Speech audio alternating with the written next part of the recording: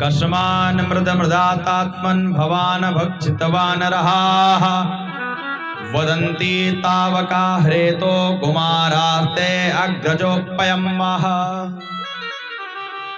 भगवान ने सोचा बहुत माखन चोरी कर ली, बहुत माखन खा ली, अब थोड़ा सा ब्रज रज को भी खाकर देखना चाहिए। ब्रज रज यानी उस ब्रज प्रदेश की मिट्टी खाकर थोड़ा सा देखें कि इसमें क्या सौंदर्य है, क्या गुण है। ब्रज की बड़ी महिमा संतों ने गाई है। तो क्रीड़ा खेलते हुए प्रभु एक बार ब्रह्मांड घाट की ओर पहुंच गए। सबके आंखों से छिपकर माधव ने मिट्टी का एक ढेला लिया और मुंह में धरकर गटक गए। लेकिन ये कृत्य करते हुए दाऊ भैया ने देख लिया। दाऊ भैया ने दौड़कर मैया को शिकायत की, मैया तेरे कन्हैया ने आज मिट्टी खाई है। मैया को बड़ा क्रोध आया। अभी तक उलाहना आता था कि माखन खाई, मिश्री खाई, दही खाई, दूध खाई, छाछ पी, ये मिट्टी खाने लगा। हमने इसको नहीं रोका। अगर आज हमने नहीं रोका तो आगे शिकायत आएगी कि बुढ़िया खावे लग गो। तो बालक को बहुत ज्यादा छूट भी नहीं देना चाहिए ना, नहीं तो बिगड़ जाएगा। बालक पर शासन करना चाहिए। सो मैया को क्रोध आया और मैया ने उठाई सांटी और कन्हैया की तरफ दौड़ी। कन्हैया भागे। ए चटोरे कस्मान मृद मृदातात्मन्, चटोरे कहीं के, मैंने तुमको मना नहीं किया, माखन मिश्री की बात थी अभी तक, तो तू मिट्टी खाने लग गया। आज मैं तुम्हारा खबर लूंगी, आज जी भर तुम्हारी पिटाई करूंगी। तुम्हारी हिम्मत कैसे हो गई मिट्टी खाने की? तो कन्हैया हाथ जोड़ रहे हैं। नाहम भक्षितवान अम्ब सर्वे मिथ्याभिशंसिनाः। हे मैया, हाथ जोड़ रहे हैं कन्हैया, मैंने मिट्टी नहीं खाई, ये सब झूठ बोल रहे हैं। दाऊ भैया झूठ बोल रहे हैं, मैंने मिट्टी नहीं खाई। मैया ने कहा एक तू ही हरिश्चंद्र पैदा हुआ इस वंश में, इतने लोग एक साथ झूठ बोल रहे हैं कि तूने मिट्टी खाई और तू केवल सही बोल रहा है कि तूने नहीं खाई। अगर ये सब झूठ बोल रहे हैं तो तू अपना मुख खोल कर दिखा। तो कन्हैया मुख भी नहीं खोल रहे हैं। कन्हैया आगे आगे भाग रहे हैं, मैया पीछे पीछे दौड़ा रही है। दौड़ते दौड़ते मैया थक गई। थक कर हार कर वो उसी सांटी के सहारे ही बैठ गई। देख कन्हैया, तुझे मैं बता रही हूं, तू आजा हमारे पास, नहीं तो मैं तुम्हारी बहुत पिटाई करूंगी। मैया तू पिटाई करेगी इसीलिए तो तुम्हारे पास आ नहीं रहा हूं, तो तुम्हारी पूजा करूंगी। तू आजा मेरे पास, एक बार आए तो सही। तो मैया तू इस सांटी से पूजा करेगी? पहली बार मैं देख रहा हूं कि देवताओं की कोई सांटी से पूजा करता है। तो मैया ने सांटी उठाकर फेंक दी। ये लो देखो, मैंने तुमने कहा कि तू सांटी से थोड़ी पूजा करेगी, तो मैंने देखो डंडा उठाकर फेंक दिया। आ गए कन्हैया बातों में मैया के। डंडा जैसे ही फेंका, कन्हैया दौड़े चले आए मैया के पास। जैसे ही मैया के पास आए, गप्पदी से मैया ने उनका हाथ पकड़ लिया। अब बताती हूँ, चल घर तू, कैसे तेरी पूजा करती हूँ। अभी आज इतना मारूंगी तुम्हें कि तुम ये मिट्टी माखन सब छूट जाएगा तुम्हारा। मैया क्यों मारेगी? मैंने मिट्टी खाई नहीं। अरे मिट्टी नहीं खाई तो मुंह खोल कर दिखा दे। कन्हैया ने कहा तो मुंह दिखाना ही पड़ेगा, नहीं तो मैया को विश्वास हो जाए कि मैंने मिट्टी खाई।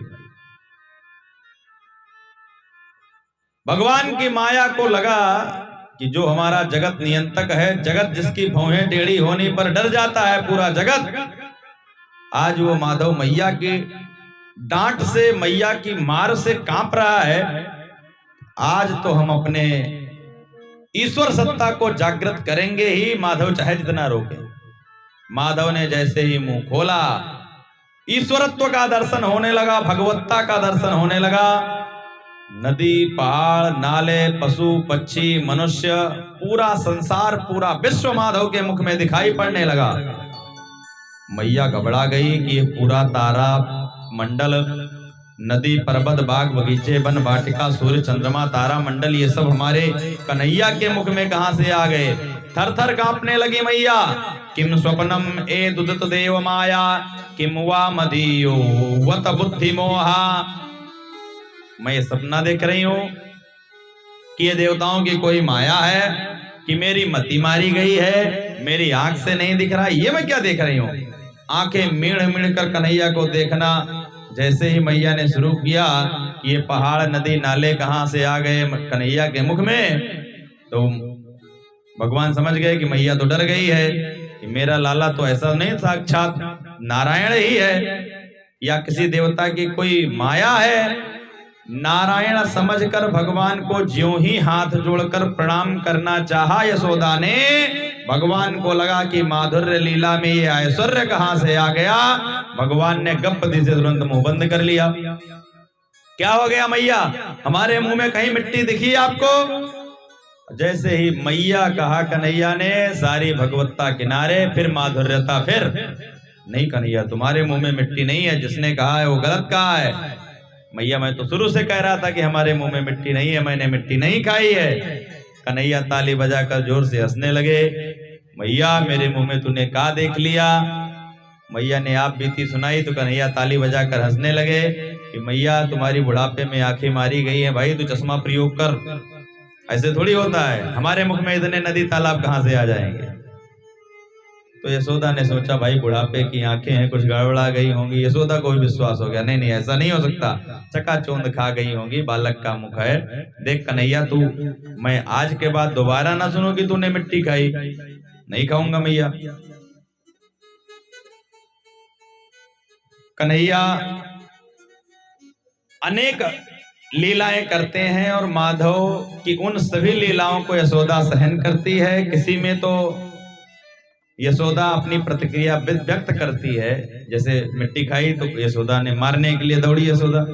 लेकिन यशोदा प्रेम भी कन्हैया को बहुत करती है,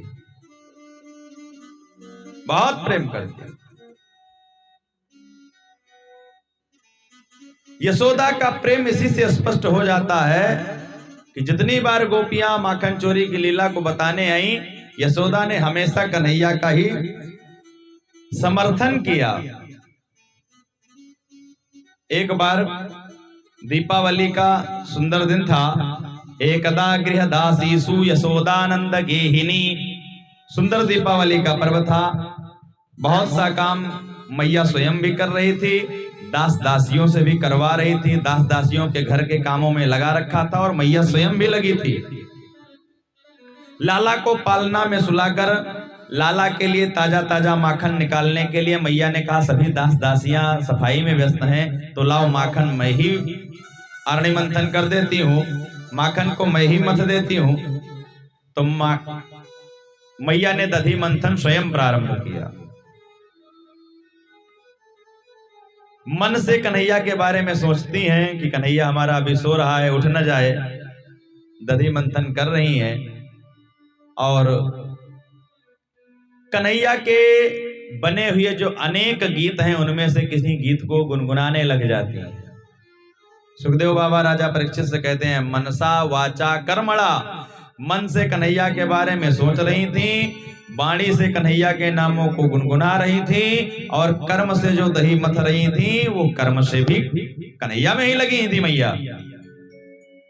कोई भक्त मनसा वाचा कर्मणा तीनों में से एक से भी माधव को भज ले तो भगवान उसके पास नंगे पांव पहुंच जाते हैं। मैया तो तीनों से कन्हैया को भज रही है, तो अब कन्हैया सो कैसे सकते थे? कन्हैया उठे और उठ करके आकर के मैया का हाथ पकड़ लिया। हो गया मैया, आपकी साधना पुष्ट हो गई। मनसा वाचा कर्मणा, आपने तो तीनों से मेरा ध्यान किया है, आपकी साधना सफल हो गई। गृहीत्वा दधि मंथानम न्यसेधेत प्रीतिमवाहन।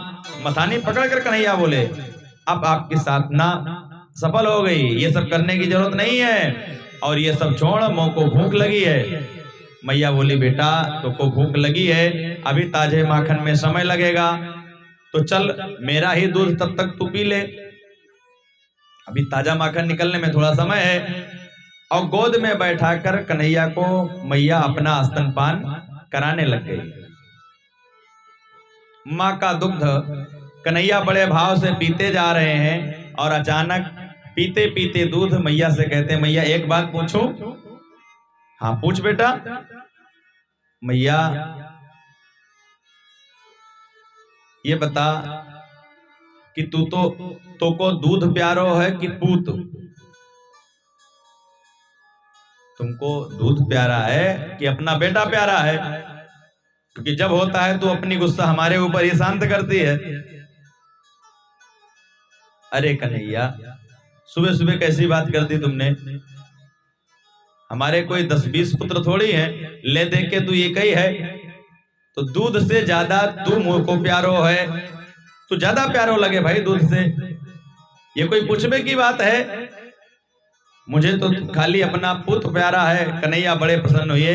मैया तो मुझको बड़ा प्रेम करती है। इतने में मैया ने देखा कि चूल्हे के ऊपर दूध उफड़ने ही वाला था। चूल्हे पर दूध पहले से चढ़ा हुआ था, अब दूध में उफान आ ही गई थी। जो ही मैया ने दूध को उफड़तो भयो देखो, सो मैया तो कन्हैया को, लाला को जमीन में ही पटक दिया और दौड़ करके दूध को उतारने को भगी। और दूध को उतारने को जैसे ही भगी तो कन्हैया को आ गई गुस्सा। सुखदेव बाबा राजा परीक्षित से कहते हैं, आतृप्त मृत सज्ज जवे नसाया यया वृष्टिमाने पयसि तद्रिसृते है। अतृप्त अवस्था में माधव को जैसे ही मैया ने छोड़ा, मैया भागी। किस लिए? दूध को रोकने के लिए कि वो बह न जाए। मैया के इस कृत्य को देखकर कन्हैया को आया क्रोध, गुस्सा आई कि अभी तो ये कह रही थी कि मुझको पूत प्यारा है, दूध नहीं प्यारा है, और दूध इतना प्यारा हो गया कि मुझे पटक के जमीन में भाग गई दूध को उतारने। कन्हैया ने उठाया पत्थर और आज घर ही में मटका फोड़ने लग गए कन्हैया। आंगन में ही धरे जो मटका दूध दही माखन के थे, एक एक करके धमुकरा मारने लग गए। बुलाया ब्रजवासियों को, आवाज दी। माधव के पास पता नहीं कौन सी ऐसी कला थी, एक सीटी बजाते थे मुंह में, तुरंत तमाम बंदर इकट्ठा हो जाते थे। आज घर ही में भंडारा है, आओ सब लोग यहीं पाओ। सारे बंदर इकट्ठा हो गए, गोपी ग्वाल इकट्ठा हो गए, सब घर ही में भंडारा चलने लगा। जो आ पा रहे हैं, कुछ लोग तो यशोदा के डर के कारण आ नहीं रहे हैं, तो उनको घर की ही चार दीवारी से एक ओखली पर खड़े हो करके बंदरों को लुटा रहे हैं। लो तुम भी खाओ, रामावतार में तुमने बड़ी सेवा की है हमारी, कृष्णावतार में मौका मिला है, खूब खाओ। मैया दूध के उफनाते हुए दूध को शांत करके जब लौटी, पूरे आंगन में जब उसने दूध दही माखन मिश्री को फैला देखा, उसे आज विश्वास हो गया कि जो गोपियां शिकायत करती थी वो ठीक ही करती थी। आज आखिर हो ही गया, घर ही में सेंध लग गई। कन्हैया, अरे तू खाता तो खाता, इन बंदरों को बुला बुला के खिला रहा है, इनसे तेरी क्या दोस्ती है भैया? और बंदर भी खा कैसे रहे हैं? जो अच्छा लग रहा है खा रहे हैं, और जो मटकी में देख रहे हैं जब पेट भर जा रहा है तो सूंघ रहे हैं बंदर और उठा के फेंक दे रहे हैं। अरे कब को सड़ो मक्खन रखा है भाई, इसको कौन खाएगा? जब तक भूख है तब तक तो बड़े प्रेम से खाया, और जैसे ही भूख खत्म हुई तुरंत उठा के, अरे सड़ो मक्खन कौन खाएगा भाई, कल बढ़िया ताजा मक्खन खाएंगे। ओखली पर खड़े होकर माधव बांट रहे थे। जो आपके अपराध में जितना सहयोग करे वो भी अपराधी माना जाता है। माधव ने कहा, अगर माधव से कहा यशोदा ने, आज अगर इसको दंड नहीं दिया तो ये तो अब धीरे धीरे उद्दंड होता जा रहा है, आज इसको जरूर दंड दूंगी। कन्हैया मैया की गुस्सा देखकर बहुत जोर जोर से रोने लगे, चिल्लाने लगे। मैया ने एक नहीं सुनी, मैया ने उठाई रस्सी और उसी ओखली से ही माधव को बांधने का प्रयास करने लगी। सुखदेव बाबा राजा परीक्षित से कहते हैं, तदपि द्वयंगुलया न्यूनम यद्यददादात्म बंधनम। मैया बांधने का प्रयत्न करती है, लेकिन 2 अंगुल रस्सी जो है वो 2 अंगुल कम पड़ जाती है। मैया लाकर दूसरी रस्सी जोड़ती है, फिर बांधने की जब गांठ मारने की बारी आती है फिर 2 अंगुल रस्सी कम पड़ जाती है। इस प्रकार से मैया ने सैकड़ों रस्सी जोड़ दी और बार बार सुखदेव बाबा राजा परीक्षित से कहते हैं गांठ बांधने के टाइम 2 अंगुल रस्सी ही कम पड़ जाती थी। भगवान के साथ अगर ऐसा कोई चमत्कार हो तो यह कोई आश्चर्य की बात नहीं है, क्योंकि अणिमा महिमा भगवान के साथ ये सारी सिद्धियां तो 24 घंटे रहती हैं, उनकी दासी बनकर उनकी सेवा करती हैं, तो ये कोई विचित्र चमत्कार नहीं है। स्वामातु कृष्णगात्रायाः विस्त्रस्त्र कबरस्त्रजाः, अपने माता जी को इतना लथपथ पसीने में जब माधव ने देखा, भगवान को अपने भक्त के ऊपर दया आ गई और भगवान का अपने भक्त का मनोरथ पूर्ण करने के लिए भगवान आज स्वयं माता के हाथों से उस ओखली में बंध गए। दाम मतलब रस्सी, दर मतलब उदर से बांधी गई।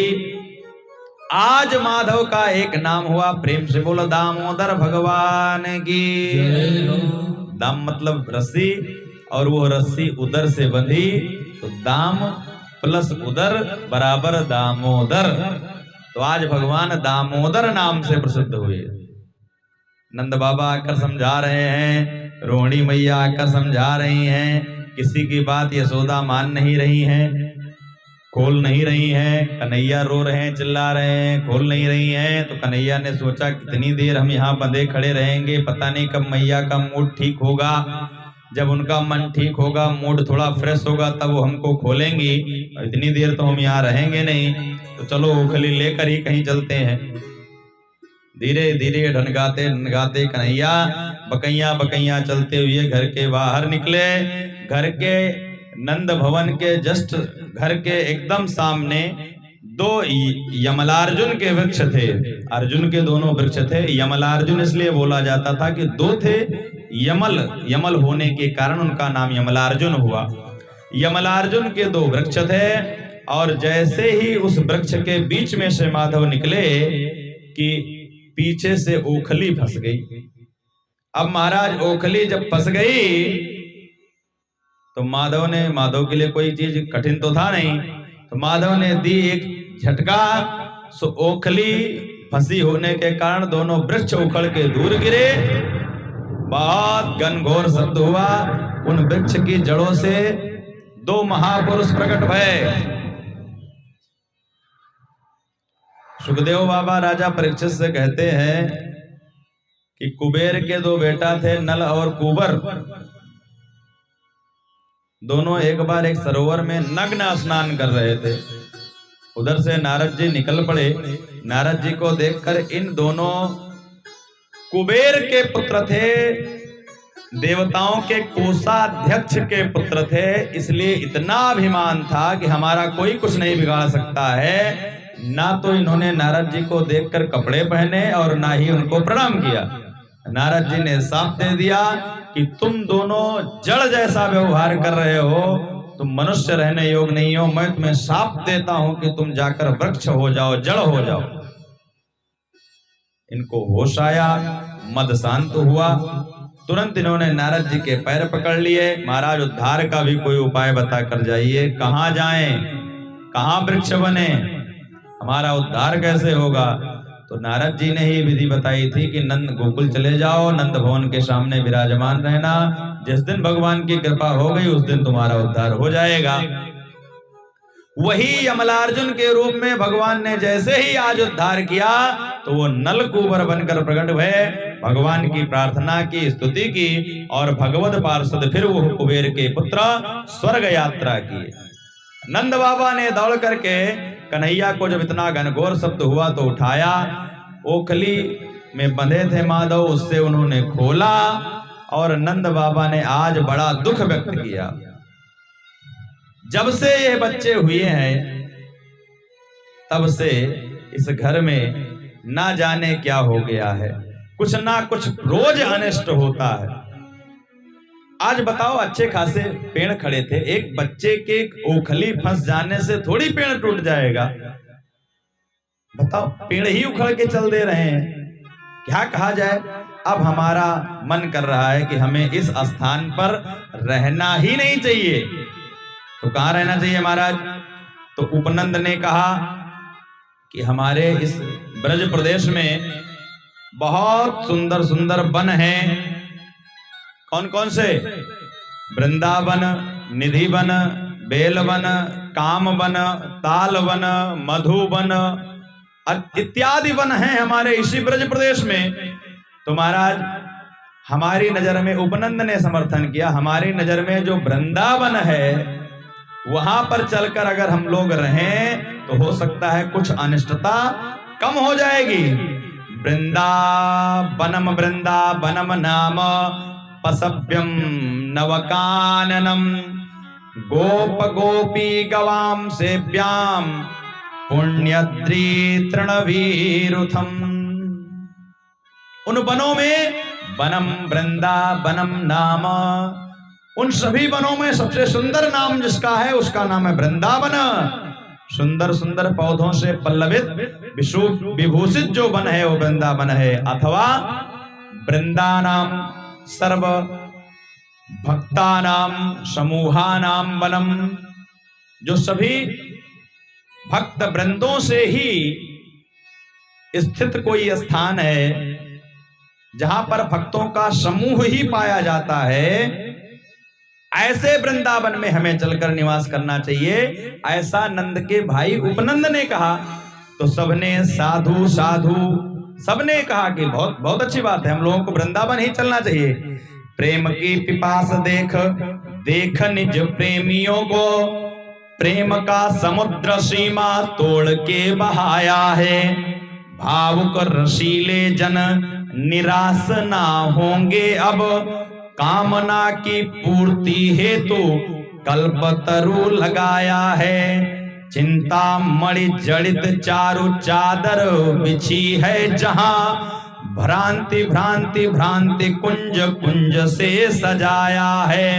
भारत का भूषण तिलक तीनों लोकों का, भक्तों के वास हेतु श्री वृंदावन बनाया है। प्रेम से बोल वृंदावन बिहारी लाल की। सर्वे साधु साधवतिवादिना, सभी लोगों ने साधु साधु कहकर स्वागत किया। नंद बाबा ने आदेश दिया, सभी ब्रजवासियों को सूचित किया जाता है कि अपना अपना घर खाली कर दें और चल के अब हम लोग आज से वृंदावन में वास करेंगे। माधव ने भी जाने के लिए तैयार हो गए कि भाई अब हम नहीं रहेंगे गोकुल में, अब चल के वृंदावन में ही रहा जाएगा। वृंदावनम गोवर्धनम यमुना पुलनानि चाह, भिक्षा सीद प्रीति राम माधव यो नृपाः। वृंदावन में सुंदर गोवर्धन है, यमुना जी का पावन पुलिन है, अच्छी लताएं हैं और यादवों को चाहिए क्या, बढ़िया घास है गैया को चराने के लिए, और गैया चरेंगी और यमुना जी में पानी पिएंगी। हम लोग कुशल से वहीं रहेंगे। वृंदावन